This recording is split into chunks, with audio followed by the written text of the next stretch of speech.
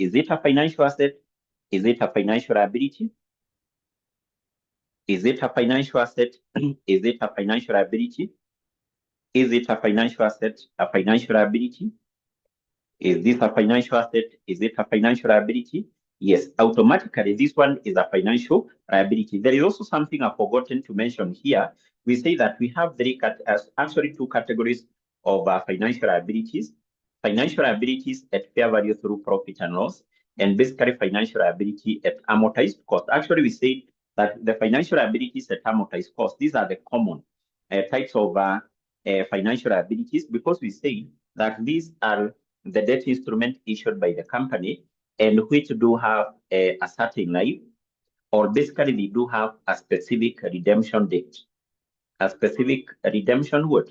Redemption date. So therefore, if you're told a company issued, for example, debenture, company issued both, and they are supposed to be redeemed on a specific date, you're given the date of redemption, then that is a financial liability at what?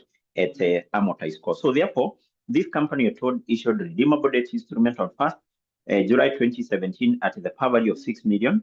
The instrument carries a fixed coupon interest rate of 6%, and it is payable in, or the interest is payable annually in arrears. The debt instrument will be redeemed for 6.02 million on 31st June 2021. You can see we are given the specific date of redemption. If we are given a specific date of redemption, basically that means that this is a financial liability at amortized cost. So therefore, for us to be able to answer what is required, maybe we start with Roman 1, because in Roman 1 we require to explain the initial, and basically the subsequent measurement, the initial and subsequent measurement. So first of all, we can say that this redeemable debt instrument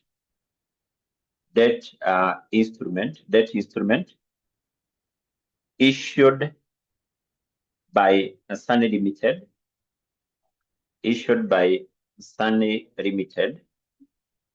Sunny Limited is a financial liability,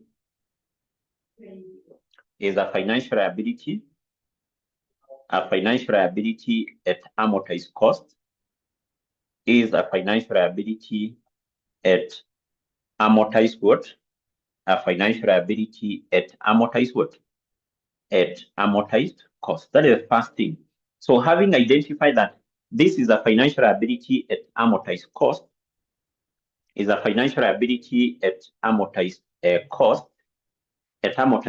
then we can proceed, and basically we explain how it should initially and also subsequently, or how it should initially and subsequently measured. Remember, in this case, we say that this particular financial liabilities at amortized cost, initially, they are measured at the fair value of the consideration received.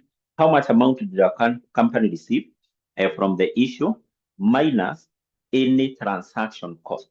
Any transaction good cost. So therefore, being a financial liability at amortized cost, we can say, and therefore, it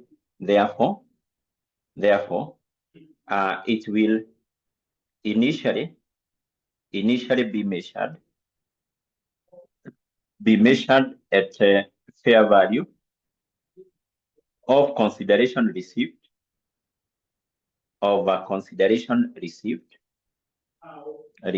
minus any transaction cost, minus any transaction cost.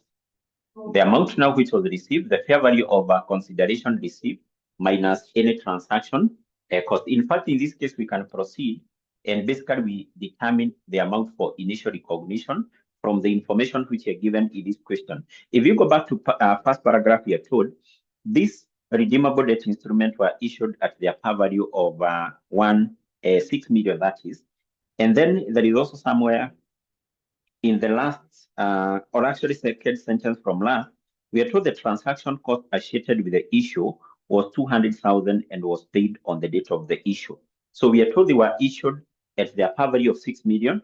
There was a transaction cost of 200,000. So therefore, in this case, when the company is when this company Sunny Limited is recording them in its books of account, they will initially be recorded at the amount which was received minus the transaction cost. That is 6 million minus 200,000, and the amount for initial recognition is 5.8 million. That is the amount for initial recognition. How much amount was received minus the transaction minus the transaction cost. And then we can say subsequently, they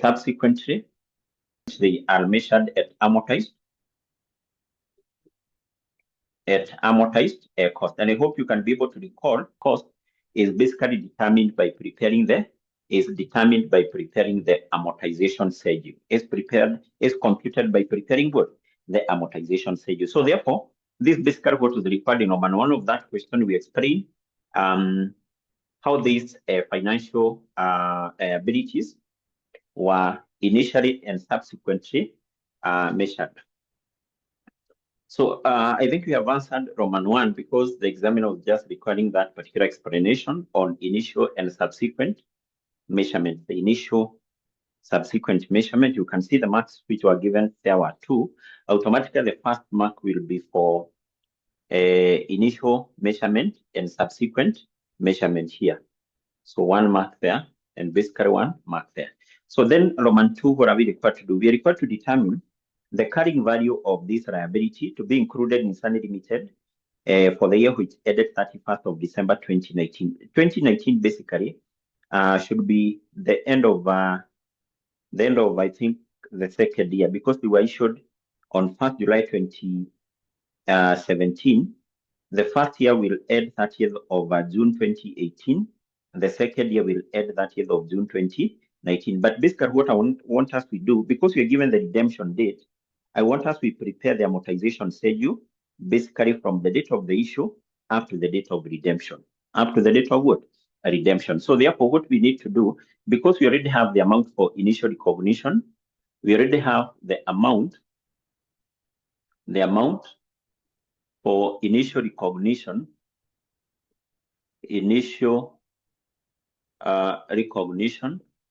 which is basically, we have said is 6 million minus 0.2, which will give us 5.8 million.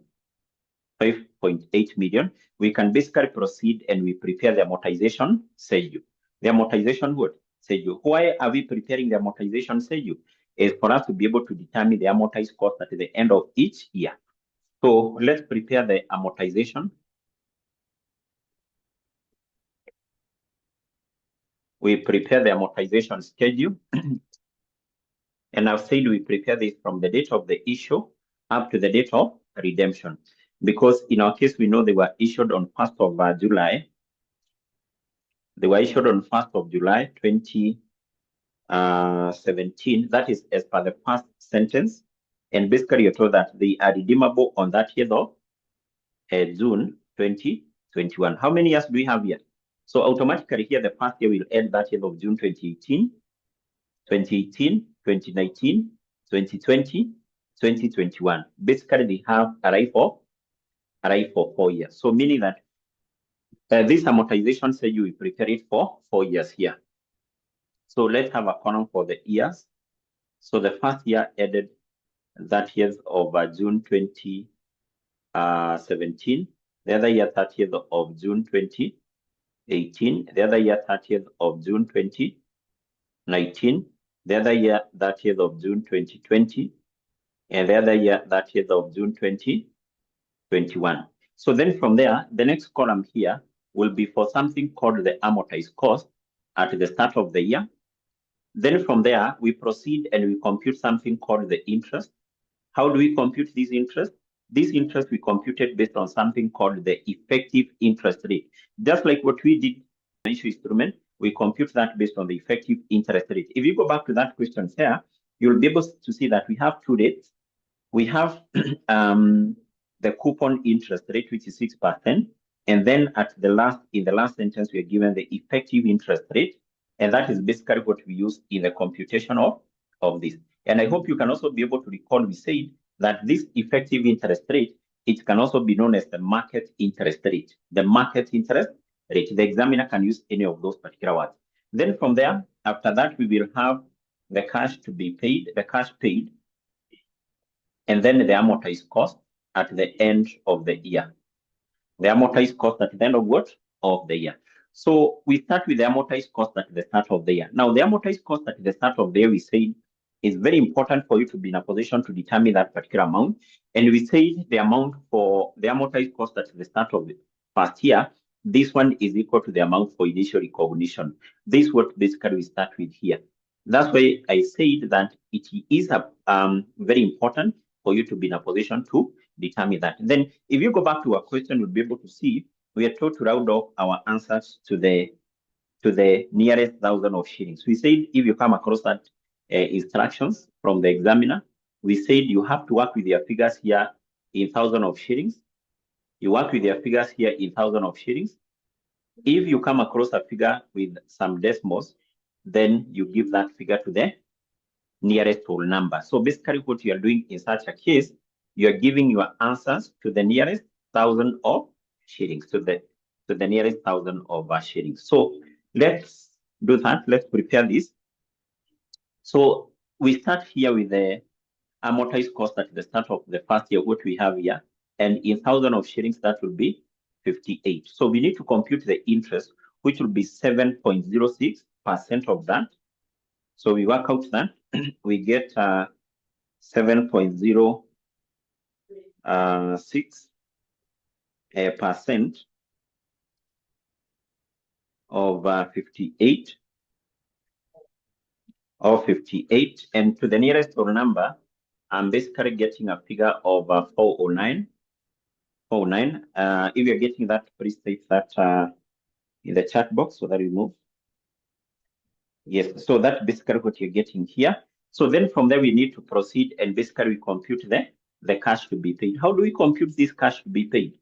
Now, the cash to be paid, this one should be the interest to be paid annually. This one should be the interest to be paid annually, just like the other question which we did for compound financial instrument. To compute this, we take the coupon interest rate,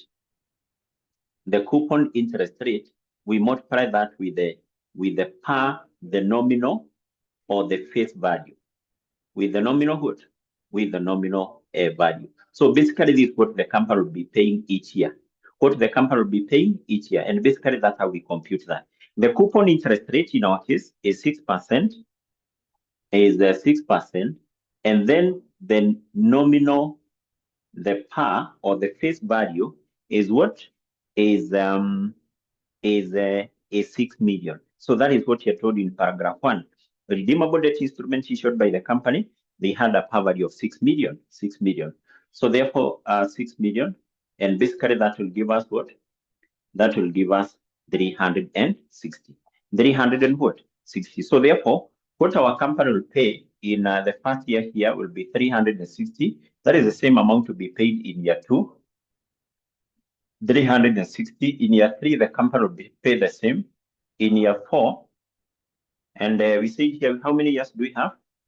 We said we will have, so these, I think we have a problem with our date here, because the first year should end 30th of June, 2018, 30th of June, 2019, 30th of June, 2020, and 30th of June, 2021, because we have 4 years.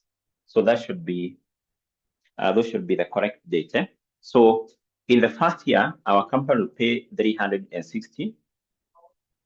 Year 2, the company will pay the same. Year 3, the company will pay the same. But now remember, in year 4, this is when the company will have to redeem them.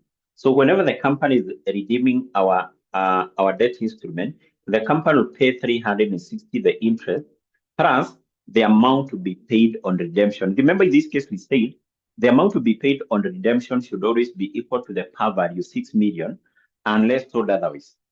The amount to be paid on redemption should be equal to the par value unless told otherwise. If you go to this particular question here, we are told that these redeemable debt instruments which were issued, they will be redeemed I think that should be around sentence 3. They will be redeemed at shillings 6.02 million on 30th of June 2021. So we are told the amount to be paid on redemption is not 6 million, but rather it will be 6.02 million. So that is basically the amount to be paid on redemption. So therefore, the amount to be paid at the end of the 4th year should be 360 plus 6,020,000. So I think having that, we can now proceed and we do what? We compute the amortized cost at the end of year 1. How do we compute the amortized cost at the end of year 1? Very simple. We take the amortized cost at the start of the year, and basically to this we add interest, we less the cash paid. So we take A plus B minus what? Minus C. That is basically how we compute. We compute what? We compute the amortized cost at the end of each year. So let's work out that. Let's work out that. So for the first year, what will be the amortized cost at the end of year 1? So we take this plus this minus 360. Minus 360, and I'm given a figure of 5849 by Doreen. Yes, so that will be the opening balance here, 5849, and basically we compute interest as 7.06% of this. So that will give us what?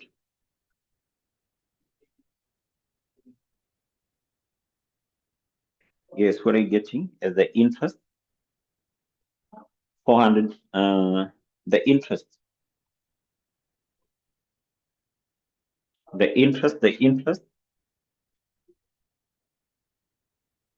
Yes, the interest will be 413. So we compute the amortized cost at the end of year 2, this plus this minus 360.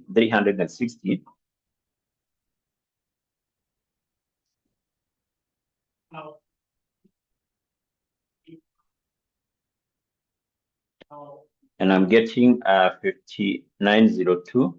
So that will be the opening balance here. 5902. We compute the interest as 7. We are recording, so now we have missed 0.06%. No problem. So we are saying, and basically that will give us 417. So maybe just a recap. So we have said time value of money. So we get the amortized cost at the end of the fact that that year, over time the value of money changes. The value of money does not remain the same. And I'm saying, and that will give us what? Assuming here now that will give that us is year 0 today, 59, and we have 10 years to 59. come. So that will be the opening balance here, 59. So we have 1 million shillings today here for that. The interest shillings on that. 1 million, and here the interest is we have shillings forward 1 million. So we're saying 20. the value of 1 million shillings then we work today. out this the amortized cost at the end of if you remember what I said, and automatically assuming someone tells you that confirm whether that I give you 1 million shillings today, 59 plus 421, or you wait, I give you 60, 2 million minus shillings 60/20 after 10 years. minus 60. I either give 20. you 1 million shillings today, yes, or you can wait. Yes, so you can see that I give you 2 million what? shillings It's after 10 years. 0. It's giving us Which what? one is Zero. better? So basically that's and how we said holding other factors constant, because there are other factors. So what the question was there are other factors is that can influence your decision. Maybe amount, you are going through a difficult time and you don't care what you're going to get after 10 years. But holding other factors constant, position. So just look at the 1 million in now this case, and the 2 million after 10 years. You said you would rather go for the 1 million because basically this to show what was supposed it may to be the income be statement. So remember, if you bring the company should recognize the income statement is this interest. If you determine what is the present value of 2 million shillings expected in future, because remember, June 2018, that year of June 2019, that year of June 2020, and basically that year of June 2021. So this particular interest here was supposed to be recognized here as what? As an expense. So that one will be recognized here as part of the finance cost. So for the first year, it's basically 409, 413, 417, 421. It's also important for you to indicate here that our figures are in thousands of shillings. that our figures are in thousands of shillings. So that's what was supposed to be recognized in the income statement of basically those particular 4 years. Then this amount here, the amortized cost, that is what the company will record in the statement of financial position. That is the carrying amount. So statement of financial position extract. Equally for the 4 years, 2018, 2018, 2019, 2020, 2021. Basically, this redeemable debt instrument will be recognized by the company as a non-current liability. So under the non-current liabilities, the company will have something called the redeemable debt instrument. And basically that one will be recognized here at the amortized cost, which whatever you have here. In year one, it is 58.49. In year two, it is 59.02. In year three is 59.59. And basically here it is what? It is 0. It will be what? 0, simply because this debt instrument will have been what? Will have been redeemed. In other terms, we said in 2021, this redeemable debt instrument will be recognized. They will be removed from the entity statement of financial position simply because the entity's obligation to pay cash has come to an end. I hope you can be able to remember those particular criteria for recognizing financial liability. Financial liability should be recognized when the entity's obligation to pay cash has done what? Has expired. So that is it, that basically what is required as far as that question is concerned. Yes, I think now we can wind up with that. So what you need to do, can you just go to, you check on what we did in relation to this topic. Make sure you check questions we did on financial assets. I think we were able to look on some questions on financial assets, such that if you come across a question maybe from this topic, you'll be in a position to do what? You'll be in a position to handle that particular question comfortably. You'll be in a position to handle that question comfortably. Yes. So that is it. That basically what was required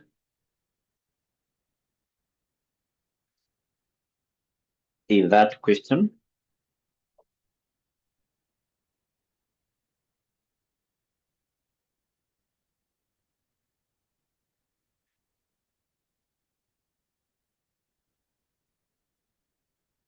Now, I don't know which other question we revise on. Now, I'm thinking of doing a question on what? There is a question which was examined here on partnership. And if you check on that question, you'll be able to notice that it's quite different from the other questions which we did in class. Yes, I think we will do that question. We will do that particular question. Yes, let's just do that question.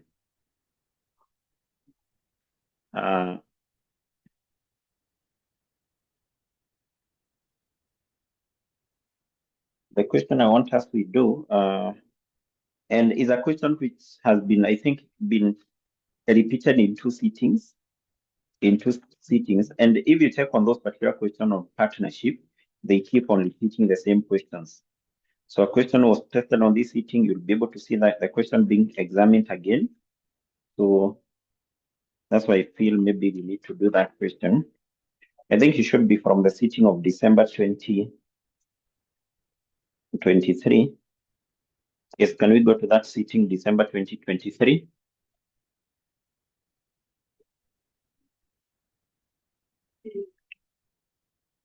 December 2023. December 2023. Let's go to that particular question there.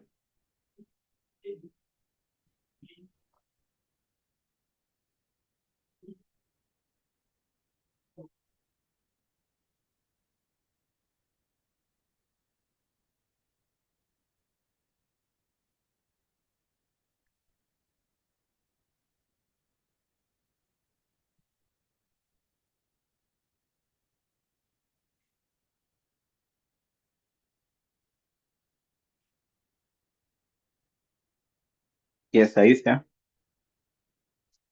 December. There is a question here on partnership. I don't know whether you can see it. Evans, can you see that question? December 2023. Yes, it should be. It is question number 3. Yeah. Question number 3. Question number 3. Question number 3. Question number 3. Question number 3. Yes, I think we can do this. I can give you maybe a breather, and then once we come back, we do it without a break. Yeah. Yes. So check that question, get it. Then we come back at exactly 9:05. We continue. 9:05. We continue. 9:05. We come back. 9:05 exactly. 9:05. We come back, and then we do that question. Yes. I want us to continue. I hope you are back. If you are back, please confirm so that we continue. If you are back, please confirm so that we proceed.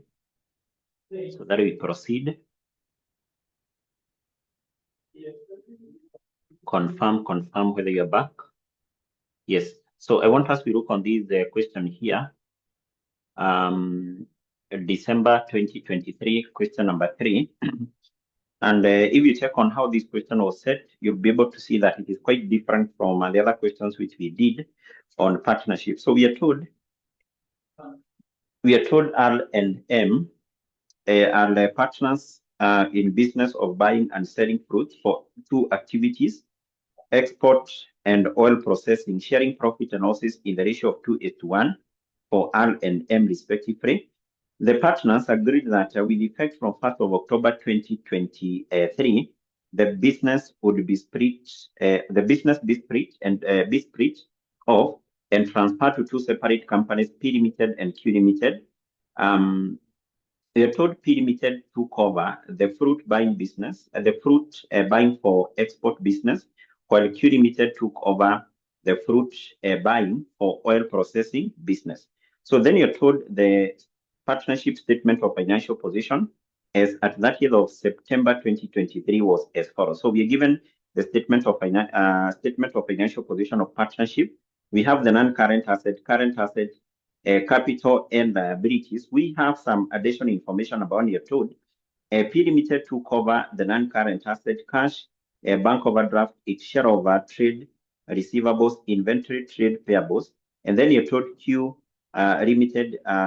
Okay, we have all that particular information, additional information about all the note number 7, because we'll definitely go through that as we answer our question. So what are we required to do here? In part A of the question, we are required to prepare the business purchase account. Part B, we are required to prepare the partner's capital account. Part C, we are required to prepare the bank account. And then we are required to prepare in part D, the vendor's account. And then finally, we are required to prepare the statement of financial position, basically for 2 companies, P Limited and also what? Q. Now, basically what you are told is that we have this partnership business, and this partnership business whose partners were R and M was actually buying fruits. So these fruits which were bought by the partnership business, some of them were being exported, some of them were used in processing oil. So the partners, I think after the end of the year, that is on 1st of October 2023, agreed that the partnership business will be split into 2. This partnership business will be split into 2, and basically be transferred to 2 separate companies, So P Limited and Q. So we are told P Limited was to take over the fruit buying for export, because remember, this partnership business was buying fruits for export and basically for oil wood, for oil processing. Basically, we are told the business of buying fruits for export was to be taken over by P Limited. We are told P Limited took over the fruit buying for export business, and then the other company, Q Limited, took over the fruit buying for oil processing. So this was taken over by the other company, which is called what? Which is called Q Limited. So therefore, that is the first thing you need to understand. that this partnership business was split into two, into that, or actually into that business which was concerned with buying fruits for export, and the business for buying fruits for oil processing. So the business which was concerned with buying fruits for export was taken over by P, and the business concerned with buying fruits for export was taken over by what? By Q. By what? By Q. Now, having that information, what are we required to do if you go to the requirement? We are required in part A, we prepare the business purchase account. Now, a business purchase account, if you can be able to recall what we said, is that this is an account which is prepared. The business purchase account is an account which is prepared by the new company. So once a company has taken over the business, or actually has taken over the assets and liabilities of the partnership, so the new company prepared this particular account called the business purchase account. And actually, we say in this account, we record three main items. One, we say it's taken over, the assets which are taken over by the new company at their fair value. Then on the debit side, we have the liabilities taken over. We also have the purchase consideration, which was to be paid by the new company. Then from there, we said we balance this account. If we have a balancing figure on this side, that is goodwill. If we have a balancing figure on the debit side, is what? Is the capital reserve. So therefore, this is an account which is basically prepared by what? By the new company. Now, if you check in our questions here, you'll be able to see that we are required to prepare business purchase accounts, not a single account, business purchase account, simply because the assets and liabilities of this partnership, some of them were taken over by P Limited, some of them were taken over by who? By Q Limited. So we will prepare the business purchase account for P Limited and also for Q Limited. Do we need to prepare those accounts separately? No. So what we do is that we prepare just a single business purchase account, but that account will be having two columns on debit and the credit side for the two companies, for P and also for Q Limited. So let's start by preparing that particular account, and then we go through the additional information so that we can be able to get the items to be recorded in that account. The business purchase account, business purchase account, business purchase account, business purchase account, business purchase account. So remember, I've said that this account basically we have two columns on both sides because we are preparing this for our two companies. So we have the column for P and basically the column for what? For Q. So we start with the P Limited. We have Q Limited. The same case on the credit side, P Limited, and basically Q what? Q Limited, like that. Remember, this is the debit side. This is the credit what? Side. Then we have said for you to prepare this account, you just need to remember what do we record on this side? What do we record on this side? So whatever you record on this side, that is on the credit side, are the assets which were taken over by these two companies at the agreed value. The assets were taken over at which value? We credit them here. Then on this side, we record the liabilities which were taken over, the purchase consideration. Now, there is some information which are given in the additional information note number 1. Let's go to note number 1 of our question. So if you're told that P Limited took overdraft its share of trade receivables, inventory, and trade payables, while last Q liabilities were transferred at the book value. So it basically means that when the asset of this partnership was taken over by the new company, they were taken over at their book value. Remember the book values. These are the values we have in the statement of financial position. They were transferred at their book value, and the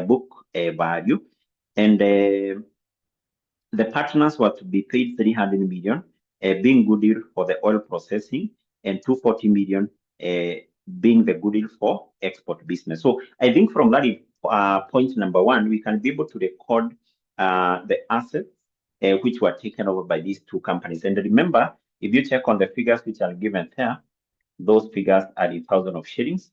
We also need to indicate that all our figures here will be in thousands of shillings. So the assets which were taken over by these two companies, they will be credited in this account at the value at which the assets were taken over at. Now, in note number 1, you're told all the assets were taken over at the book value. So let's go back to point number 1, because we need to know the specific assets which were taken over by each company. Here, we are told P Limited took over all the non-current assets. So if we go back to the balance sheet, which are given here, our statement of financial position, the non-current assets, which include landed buildings, motor vehicle, equipment, investment property, all of them were taken over by which company? By P. So those assets which were taken over by P, we record them here.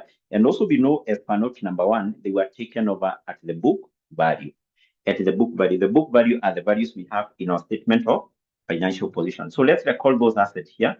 We have land and buildings. Land and buildings, which was taken over at the book value of 750. So then we have motor vehicles, which was taken over at the book value of 300,000. So then we have equipment. We have equipment which were taken over at the book value of 90,000. Then we have investment property, which was taken over at the book value of 9,000. So all those particular assets were taken over by which company? By P. Then from here we need to, you can see that we have current asset, we have cash in hand, we have receivables, inventory. So which company took over those particular current assets? We go back to note point number 1, we are told P Limited took over all the non-current asset, cash in hand, bank overdraft, its share of trade receivables, and inventory. Now, in this case, what you need to recall is that those particular assets which relate to this business, the business which was concerned with buying fruits for export, the assets and liabilities of this, business of partnership, they were taken over by this company. The assets and liabilities of oil processing business were taken over by which company? By 𝐻𝐿 Limited. Because, for example, for the receivables inventory, we are given receivables for export and also for oil. So therefore, we go to where we have current asset. Current asset, cash in hand. Remember, as per note number 1 was still taken over by P. So the cash in hand was basically taken over by P, and the cash in hand had a value of, or the value of the cash in hand is basically how much?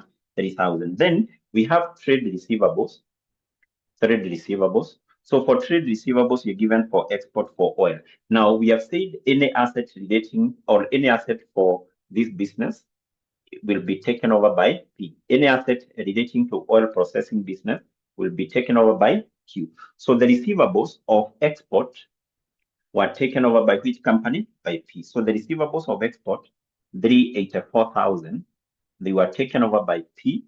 The receivables of oil, they were taken over by Q. We record that in this column here.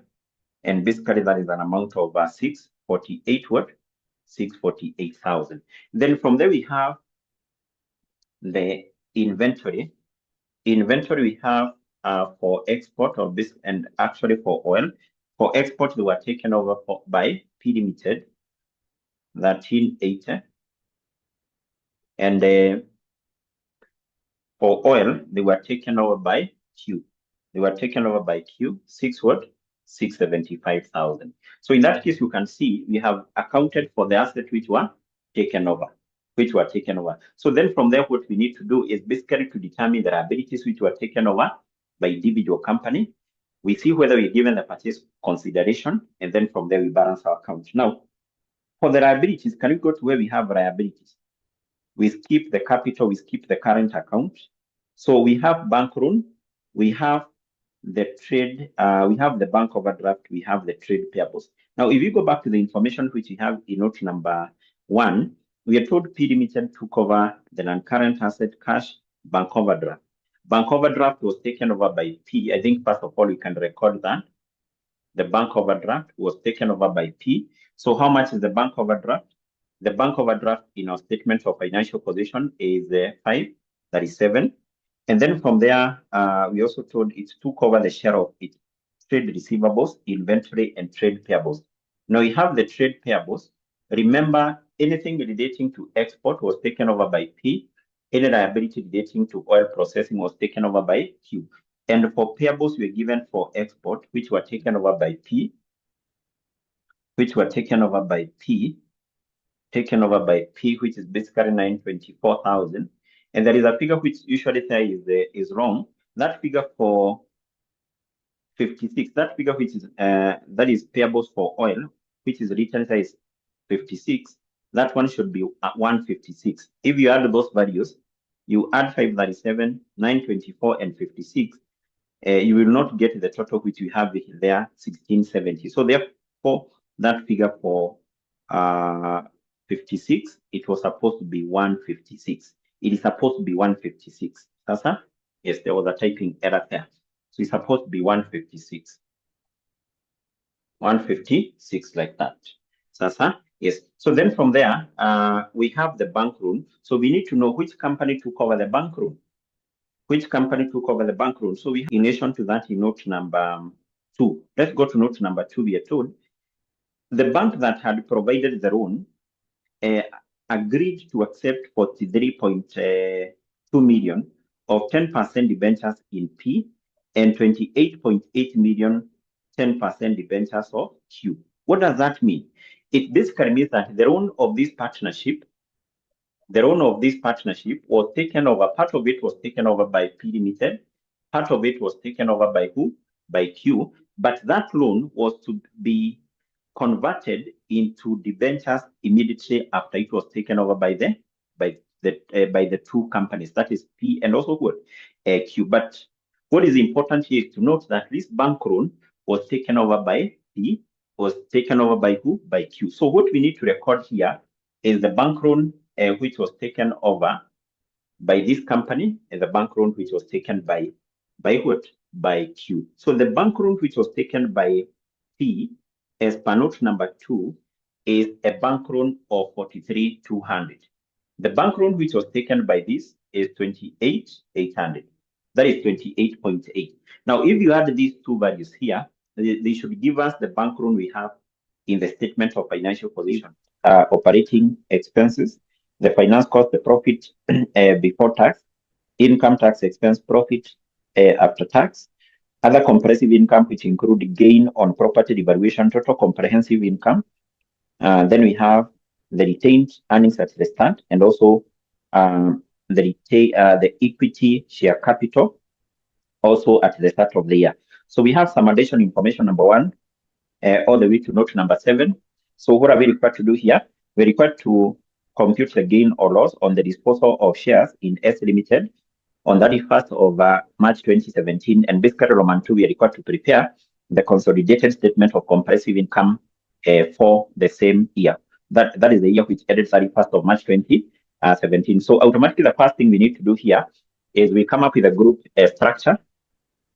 We need to come up with a group structure. And also we need to know the date when the parent company sold shares which were held in S. Because I hope you can see, as per the requirement, we're required to compute the gain or loss on disposal of S Limited. So the parent company sold shares in S Limited. So where do we have information about the group structure? Let's go to note number 1, and you're told W Limited bought 60% holding in the equity shares of S Limited on 1st of April 2016. So W Limited here acquired, in other terms, it bought 60% of the equity shares in the company which is called S Limited on the 1st of April 2016. 1st of April 2016. And then you're told the purchase consideration was agreed at 900 million, of which 600 million was to be paid in cash. The balance was satisfied by immediate issue of 5% bond at par. And then you're told S Limited net asset had a fair value of 1,400 million as at 1st of April 2016, represented by equity share capital of 775 million, retained earnings of 625 million. It was decided to apply the proportion of net asset method in to calculate the goodwill on acquisition. So no impairment loss on goodwill arose during the year. So that when computing the goodwill on acquisition here, we are told we are going to use the proportion of net asset method. So if that is the case, which method are we going to use in computation of goodwill? The full goodwill method or the partial goodwill method? We are told to use the proportion of net assets method. Yes, in this case, we are going to use what we refer as the partial goodwill method. Partial goodwill method. Remember, I say that in an examination setup, the examiner will not tell you specifically which method to use, but you can be told that on the date of acquisition, the NCI, for example, is measured at fair value. In that case, we said just use the full goodwill method. So you can also be told that the NCI will be measured at their proportionate share share over fair value of net assets. So if you're given that information, for example, that is what you're told in our questions here, then you use which method? The partial goodwill method. Remember, you said the partial goodwill method, we only compute the goodwill of the parent company. The goodwill of the parent company. Now, equally, we are told that goodwill was not impaired. We will come back to that. Then let's move to point number 2. And you're told W Limited sold its entire 60% equity holding in S on 31st of March 2017 for shillings 1150 million. So before we go to that point, I want us to get information about the date where the other company was acquired, because I hope you can see we have how many companies here? We have 3 companies, W, S, and F. So we also need to get the information about the date when the other company was acquired. When the other company was acquired, and someone is saying Modimo's video is not clear. Modimo's video is not clear. Was it like that?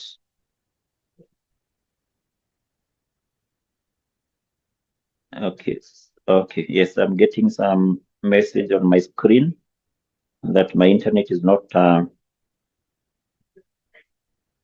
stable. So sometimes the internet tends to fluctuate, and that automatically affects the quality of the video. Here is that before we consider the information about the disposal of interest in note number 2, we need to get information when the parent company acquired the other company, because you can see we have 3 companies. We have W, S, and also we have F. So where do we have information about the acquisition of F? So we have that information in note number 3. And basically in note number 3, we are told that W Limited owned 90% of the equity shares of F since its incorporation. No goodwill which arose on the acquisition of W owned 90%. Okay. No goodwill which arose on the acquisition of, on the date of acquisition. There were no retained earnings in existence at the acquisition date. So basically, we are told this company here acquired 90% of the equity shares in the company which is called F Limited since this company was incorporated. Actually, we are not given a specific date of payment there. And then we are told there was no goodwill which occurred on the acquisition. And equally, this company didn't have any retained earnings simply because at the date it was acquired, it was basically a new company. So basically what that means is that this will be the parent company there, that equally is a subsidiary, that is also a subsidiary. And then if you go to the requirement, first of all, before you go back to note number 2, if you go back to the requirement, you'll basically be able to see that specifically in Roman 2, we are required to prepare the consolidated financial statement for the year which ended 31st of March 2017. Remember, this is the date of consolidation. So when did our financial year started? So automatically the next year we start 1st of April. So this year started 1st of April 2016. That is when the year started. And therefore you can see this company here, that is S, was acquired exactly at the start of the year. So having that information, but automatically this company was not acquired during the current year. It was acquired some time back at the date it was incorporated. Yes. Let's go back to the information we have in note number 2, because in that note we are given information about what? We are given information about the disposal of interest, or basically disposal of shares, shares in this company, which is called S Limited.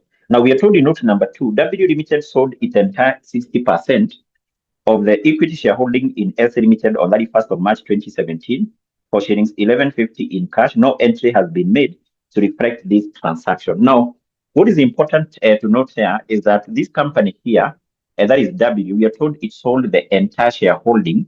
So entire shareholding means that this company here sold all the shares held in this. So basically, this therefore is basically a full disposal. Is a full what? Disposal. Now, if it is a full disposal, then record what we said. This one should be accounted for in accordance with what? In accordance with IFRS 5. What does IFRS 5 state? IFRS 5 requires that when this company is preparing, the parent company is preparing the group accounts, the parent company should classify the operation of the group into two. The discontinued operations, and then the continuing operations. Now, this subsidiary which has been fully disposed, we said it is actually known as discontinued operation. Discontinued what? Operation. Whereas now the parent and basically the subsidiary here shall be regarded to be the continuing operation. So therefore, when preparing the consolidated statement of a profit or loss, we said first of all we have to determine the profit or loss for the year from the continuing operations. From the continuing what? Operations. Continuing operations, basically what we will do, we will take the revenue of W plus that of F. We will not include that of S because it is a discontinued operation. And then we take the expenses, those of W and those of F. And then from there, what we will do down here, we will get the profit or loss from still continuing operations. From continuing what? Operations. Then from there, we come down here and we show the results from the discontinued operations. Discontinued operation is basically the subsidiary which was fully disposed. What do we consider here? We consider two items. One, we will determine the gain or basically the loss of disposal in the normal way. Is basically a result from discontinued operation. And then, because this one you can see as per note number 2, I hope in note number 2 you can see the date of disposal. It was disposed exactly at the end of the year. So the parent company had 60% shareholding in S for the whole year. So what we will do, we will compute the profit or loss of this subsidiary here. Basically, that one will be computed by taking its revenue for the whole year minus expenses for the whole year. Minus expenses for the whole year. If we get a positive figure is a profit. If we get a negative figure is a loss. The same case here, we will have a gain which is a positive, and a loss is what? Is a negative. And then from there, we will basically get now the profit for the profit for this group for the whole year. But basically, what is important here is that when preparing this consolidated statement of profit or loss, simply because this subsidiary has been fully disposed, it is regarded as a discontinued operation, and therefore, when preparing this, we need to prepare that in compliance with IFRS 5. Don't combine the results of the parent and those of F with this one. So, because these are continuing operations, these are discontinued operations. The profit or loss from discontinued operations must be shown separately here. I think there is a question for cash flow, which is there in the past papers, and I think we were able to look on that question and take into account the parent company had fully disposed one of the subsidiary. This is how the income statement was presented in compliance with IFRS what? 5. Sasa? Yes. So that is basically what is important as far as that is concerned. So coming back here, we are told that this particular subsidiary was actually disposed at the end of the year. Remember, you said the year started 1st of April 2016. So this when the subsidiary was acquired, and actually this is the date of disposal. The date of what? The date of disposal. It was disposed exactly at the end of what? At the end of the year. So remember, we say that anytime the parent company sells shares in a subsidiary, and basically the parent company loses control, we have to compute the what? We have to compute the profit or the gain or loss on disposal. And I think that is what you required in Roman 1. Let's first of all, we go straight to that. Then we will go through the additional information as we make the necessary adjustments. So we compute the gain or the loss on disposal of our shares in what? In S Limited on 31st of March 2017 or 31st of March 2017. So we just need to recall how we compute this. This is something we did in our previous class. How to compute the gain or basically the loss on disposal, the gain or the loss on disposal. The gain or the loss on disposal. So how do we compute this? Remember, in this case, we should have one column here, just a single column. And our figures are given in million of shillings. So here we start with the fair value of our purchase consideration, which was received. Always this one will be provided by the examiner. So to this, we add the fair value of the investment retained, which was retained. In this question here, do we have any investment which was retained? Is there a full disposal? Elizabeth, do we have any investment which was retained here?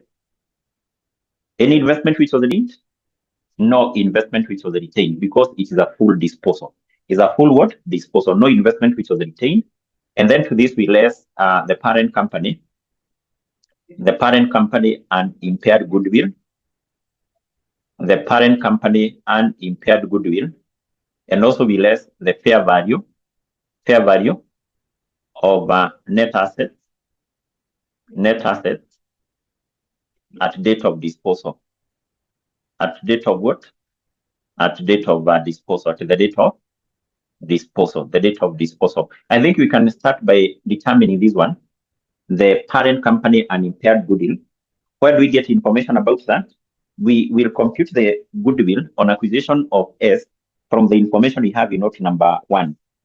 Note number 1. Let's go back to note number 1. And basically we compute the goodwill on acquisition of S Limited. So, and remember, as per note number 1, this goodwill will be computed using the partial goodwill method. The partial goodwill method. That's basically what we have said. So how do we compute this goodwill? We start with the purchase consideration which was paid by the parent, which we said can also be known as the cost of investment. Purchase consideration which was paid by the parent company. And basically we have that in note number 1. So how much purchase consideration was paid by the parent company? As per the information we have in note number 1. As per the information we have in note number 1, the purchase consideration was 900 million. 900 million. But that one, I think, was split into cash, into both. So basically what is important here is to take the total. The total purchase consideration is 900 million. And then to this, what do we less? We less the fair value of net assets acquired. Fair value of net assets acquired. Fair value of net assets acquired. And I think we also have this value here. We are told in the same point number 1. And the net assets had a fair value of 1,400 million at the date of acquisition. So meaning that at the date this company was acquired S Limited, the fair value of its net asset was 1,400 million. And actually we are told that this one comprised of share capital. It's comprised of equity share capital of 775 and basically retained earnings of 625. So automatically if you add these two, 0, 0, it will basically give us what? 14. It will give us 14. So, and because you're using the partial goodwill method, we are interested with the net asset acquired by the parent. The parent company acquired 60% of the shares. Equally, the parent company acquired net asset equal to 60%. So the net asset acquired by the parent should be 60% of this. 60% of that, which will give us what? Which will give us 840. 840. 840, is that correct? Yes, 840. So meaning that the goodwill on acquisition is how much? A 60 million. A 60 million. So we need to check, was this goodwill impaired? Because what we consider here is the original goodwill minus any impairment loss. I think there is something we are told in relation to note number 1, the last sentence of note 1. We are told no impairment loss on goodwill, which are lost during the current year. So this goodwill was not impaired. So basically what we consider here is the parent company and impaired goodwill. The parent company and impaired goodwill is how much? 60 million. So that goodwill was not impaired. Tuko pamoja up to that point? Yes. So now what we need to do basically is we move and we determine this. Are we given the fair value of the net asset at the date of disposal? Remember, like the other question which we did in our previous class, the examiner had not given us the fair value of the net asset of the subsidiary which was disposed. And I hope you can be able to recall how we computed that. We computed that by taking the share capital of that company plus the reserves, because we said in group account, when computing the net asset of a subsidiary, take its share capital plus the reserves. Basically, if you go to the information note number 3, because that's where we're given, yes, I think we needed to record that one. We have it in note number 3, purchase consideration. We are told in note 3, W Limited, okay, W Limited, note number 2, not note number 3. Note number 2, we are told W Limited sold its entire 60% equity shareholding in S on 31st of March 2017 for 1150 million. So this is the purchase consideration which was received. Purchase consideration which was received here, 1150. So, and then you're told in cash, no interest had been made to reflect this. So in that case, you can see on the date of disposal, we are not given the fair value of the net asset of S, because that is what we need here. Maybe you can check that. In note number 3, we are given information about the acquisition of this. Note number 4, let's go to note number 4, we see what you're told. We are told during the year which ended 31st of March 2017, W Limited sold some goods to F. This is basically intra-group sales between W and S. Does that, or are we given information about the net asset of this on the date of disposal? No. Note number 5, we are told on 1st of March 2017, F Limited declared interim dividends. Okay. We have the interim dividends which were declared. Then number 6, we are told all expenses and gain are assumed to accrue evenly. And then you're told the interest on 5% both are payable in arrears. No payment had been made or provided for. Okay, I'll be able to explain why we're given that information. I'll be able to explain that information. Now, in this case, therefore, you can see we are not given this particular value here. We are not given the fair value of the net asset of this company at the date of disposal. How do we compute that? We will compute this one by taking the ordinary share capital of this company plus the various reserves, plus its various what? Reserves. Now, if you go back to the information we have in paragraph 1, we know that this company was acquired at the start of the year. And when it was acquired, it had the net asset, or the fair value of its net asset was this one, was 14. And actually this 14, remember, we're told that this comprises of share capital, this equity share capital of 775, and basically the retained earnings of how much? Of 625. 620 what? 5. Automatically, to get now the net asset at the end of the year, we will take this and then we will add what? The profit for